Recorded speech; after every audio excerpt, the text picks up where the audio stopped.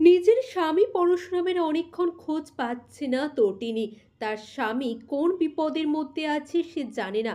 কারণ পরশুরামকে অনেকক্ষণ থেকে ফোন করছে তটিনী, কিন্তু পরশুরাম ফোন ধরছে না।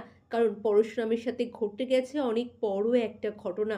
ওইদিকে এখানে ফাঁসানো হয়েছে তটিনী আর পরশুরামকে। আর ওখানে গ্রামে, যেখানে পরশুরাম নিজের বোনকে খোঁজার জন্য মরিয়া হয়ে উঠেছে, সেখানে পরশুরামকে শেষ করে দেওয়ার চক্রান্ত চলছে। চক্রান্ত করছে বিজন লাল ওরফে বিজিত আর প্রতাপ। কুসুমপুরের ঘরে ঘরে মাফিয়া, ঘরে ঘরে ক্রিমিনাল। প্রথমে তারা মাথাতে মারল পরশুরামের, তারপরে পরশুরামকে পুকুরে ছুঁড়ে ফেললো।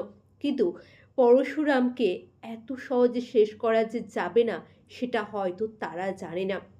ওইদিকে তটিনীর সাথে পরশুরামের শেষ অনেকক্ষণ আগেই কথা হয়েছিল। তারপরে তটিনী বারবার চেষ্টা করলেও পরশুরামের কোনো খোঁজই পাচ্ছে না। পরশুরাম নিজের বোনের চিন্তায় মগ্ন। বারবার নিজের বোনের মুখটা তার সামনে আসছে, বোনের সাথে কাটানো সুন্দর স্মৃতিগুলো তার মনে পড়ছে।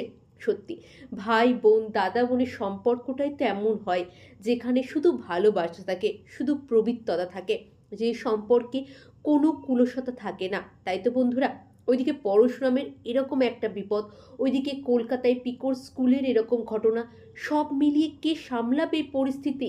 তটিনী একা কি নিজের হাতে সমস্তটা করতে পারবে? পরশুরামকে কে রক্ষা করবে এমন বিপদের হাত থেকে?